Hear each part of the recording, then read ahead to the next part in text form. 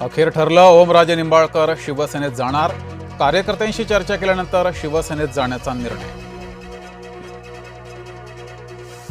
पद पैशांसाठी नव्हे तर सामान्यांसाठी शिवसेनेत प्रवेश केला. ओमराजे निंबाळकरांनी व्यक्त केल्या भावना. जिल्ह्यामध्ये येतो तेव्हा विकासाचा भूकंप करतो, तानाजी सावंत यांच्या वक्तव्यानं चर्चांना उधाण. आम्ही कोणतंही ऑपरेशन अर्धवट करत नाही, लवकरच मोठी बातमी मिळेल. उपमुख्यमंत्री एकनाथ शिंदेंचं सूचक वक्तव्य. शिवसेना फोडण्याचा अनेकदा प्रयत्न झाला, मात्र आता मशाली अजून पेटत आहेत. उद्धव ठाकरेंचा एकनाथ शिंदेंना टोला. विरोधकांनी संवाद साधला तर संवाद साधू, राजकारण केलं तर राजकारण करू. मुख्यमंत्री फडणवीसांनी विरोधकांना सुनावले खडेबोल. पावसाळी अधिवेशन 3 आठवडे चालणार. शेतकऱ्यांसह राज्याच्या हिताचे निर्णय घेणार. मुख्यमंत्री फडणवीसांची माहिती. कुठल्याही निवडणुका नसताना शेतकऱ्यांसाठी कर्जमाफी केली. शेतकऱ्यांवर अन्याय होत असेल तर नियम बदलणार. मुख्यमंत्री फडणवीस यांचं शेतकऱ्यांना आश्वासन. लाडकी बहीण योजना बंद होणार नाही. पात्र बहिणी योजनेपासून वंचित राहणार नाहीत.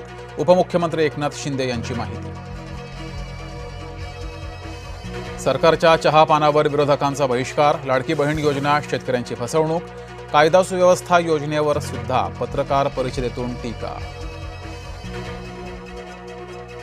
एखाद्या मुलीचे फोटो व्हायरल करणं चुकीचं काम करणाऱ्यांवर कारवाई करणार. व्हायरल फोटोनंतर गिरीश महाजन यांचं वक्तव्य.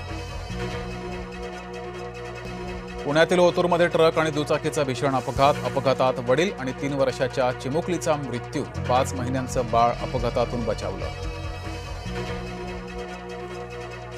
विवाह मांडवा चौंडाळा रोडवर दुचाकीची 4 चाकीला धडक. अपघातात एकाच कुटुंबातील 4 जणांचा मृत्यू.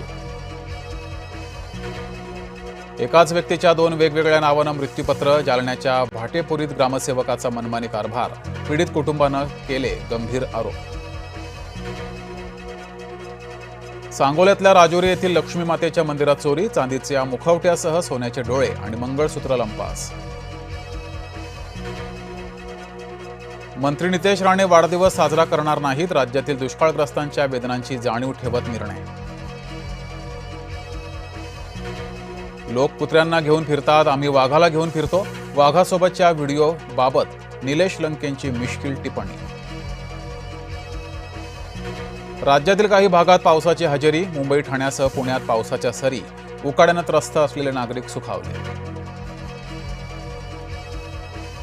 मृग संपला तरी पावसाची हुलकावणी. हिंगोलीत पेरण्या खोळंबल्यानं शेतकरी चिंतेत. तामिळनाडूतील सीफूड फॅक्टरीमध्ये गॅस गळती. गॅस गळतीमुळे 7 जणांचा मृत्यू. 65 पेक्षा जास्त जखमी.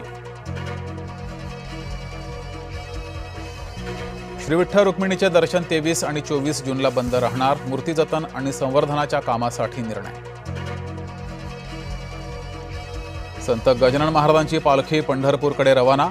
700 किलोमीटरचा पायी प्रवास करत दिंडी आषाढी एकादशीला पोहोचणार. आणि इंग्लंड विरुद्धच्या वनडे मालिकेसाठी टीम इंडियाची घोषणा. विराट कोहली, जसप्रीत बुमराहचं वनडे संघात पुनरागमन. यशस्वी जयस्वाल, प्रिन्स यादवला संघातून वगळलं.